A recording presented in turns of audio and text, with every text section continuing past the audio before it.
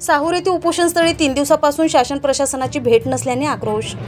आष्टी तालुक्यातील साहूर येथे गेल्या 3 दिवसापासून बसस्थानक परिसरात उपोषण सुरू असून शासन प्रशासनाची भेट नसल्याने जनतेच्या मनात आक्रोश निर्माण होत आहे।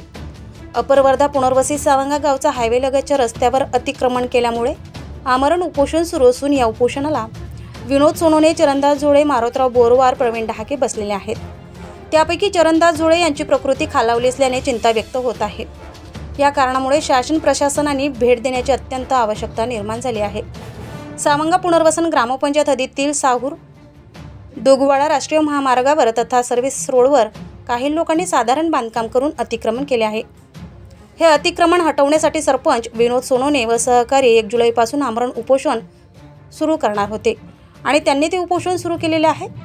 तसेच सावंगा पुनर्वसन ग्रामपंचायत हद्दीतील साहूर दोगवाडा राष्ट्रीय महामार्ग लगत काहींनी अतिक्रमण केले। त्या अनुषंगाने 4 मार्चला सरपंच विनोद सोनोने, कृष्णकुमार उन्नोने, चरणदास झोळे, मारोतराव बोरवार, प्रवीण डहाके, विश्वनाथ ठाकरे हे आमरण उपोषणाला बसले होते। त्यावेळी 5 मार्च रोजी तहसीलदाराचे प्रतिनिधी, नायब तहसीलदार, मंडळ अधिकारी यांनी उपोषण स्थळाला भेटी दिली आणि समस्येचे निराकरण करतो असे लेखी आश्वासन दिले, परंतु ते आश्वासन फोल ठरले असून सरपंच विनोद सोनोने यांनी पुन्हा उपोषणाला सुरुवात केलेली आहे।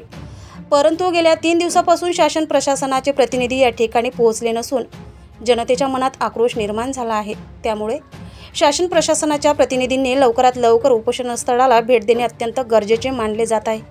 हे विशेष यावेळी शिवसेना शाखा साहूरच्या पदाधिकाऱ्यांनी प्रफुल्ल मुंदाने, अभिनव धांदे तसेच गावातील काही प्रतिष्ठित नागरिक मारोतराव लवणकर, गजानन भोरे, रमेश अग्रवाल, नरेश पोलागडे इत्यादींनी उपोषणस्थळी भेटी दिल्यात।